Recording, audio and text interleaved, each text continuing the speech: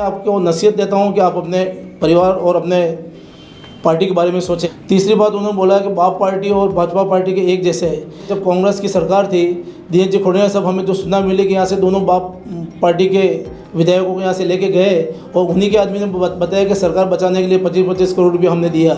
पुराना भवन गिरा है, उसके लिए वो निलंबित गलत किया है कि आशीष जी जो बने वो 3 करोड़ रुपया खर्च किया। वो आरोप निराधार है, न तो उन्होंने पैसा कोई खर्च किया है, न पैसा किसी पार्टी ने लिया है, क्योंकि हमारा संगठन हमेशा ईमानदारिता के पे काम करती है और भाजपा के लोग राष्ट्रवादी लोग हैं, इसीलिए वो आरोप जो उनका निराधार है। दूसरी बात उन्होंने कही कि भाई हमने भवन जो पुराना भवन गिरा है उसके लिए वो निलंबित गलत किया। उन्होंने 1750 स्क्वायर फीट की जो नया भवन बनाया वो नहीं गिरा है, पुराना भवन एज इट इज़ अभी पड़ा है। आपको जो निलंबित किया है वो नया भवन गिराने की वजह से आपको किया है। तीसरी बात उन्होंने बोला कि बाप पार्टी और भाजपा पार्टी के एक जैसे हैं।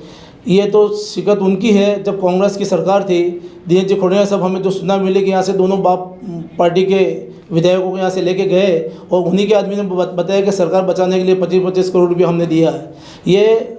ये जो उनकी सारा उनमें आता है। भारतीय जनता पार्टी ऐसा काम नहीं करती है। यहाँ तक उन्होंने राष्ट्रपति चुनाव में भी उन्हें बाप पार्टी के जो राजकुमार जी और रामप्रसाद जी ने आदिवासी महिला होने के नाते भी उन्होंने वोट नहीं दिया। तो 21 हैसियत से हमको ये बताते हैं कि भाई भारतीय जनता पार्टी के लोग और बाप के पार्टी के लोग एक जैसे हैं। ये सारी जो है ना वो कार्यशैली उनकी एक जैसी है। दूसरी बात, हमने जिस प्रकार आशीष जी का जो निर्णय किया वो आज से 5-6 महीने पहले से किया है, आज कोई नया निर्णय नहीं है। इसके बाद भी हमारे 14 पार्षद एक साथ हैं। उन्होंने बताया कि उन्होंने कांग्रेस से आए हुए व्यक्ति को ऐसा किया, जो पार्टी में आ जाता है वो हमारा होता है, हमारे परिवार का होता है। कांग्रेस और बीजेपी से कोई मतलब नहीं है, हम एक जैसा ही मानते हैं। हमारे परिवार में जो आता है और राष्ट्रवाद हमारा पहला होता है, न कि परिवारवाद। परिवारवाद कांग्रेस में होता होगा, हमारा इसमें नहीं होता है। माननीय खोड़िया जी, मैं इस नसीहत देता हूँ कि वो उन्होंने बोला है कि उपाध्यक्ष का चुनाव नहीं किया, ये हमारा परिवार की बात है। उपाध्यक्ष का चुनाव हम कब करें, कैसे करें, ये हमारी बात है।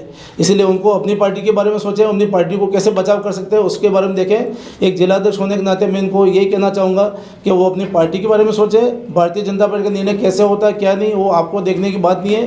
बार बार हमें कहते हैं 10 बीजेपी के पार्षदों में करो, ये उनका विषय नहीं है, विषय हमारा पार्टी का है और पार्टी ने सभी ने मिल के हमारा निर्णय होता है। ऐसा नहीं होता है बंद कमरे में हम करते हैं, ऐसा निर्णय हमारा नहीं होता है।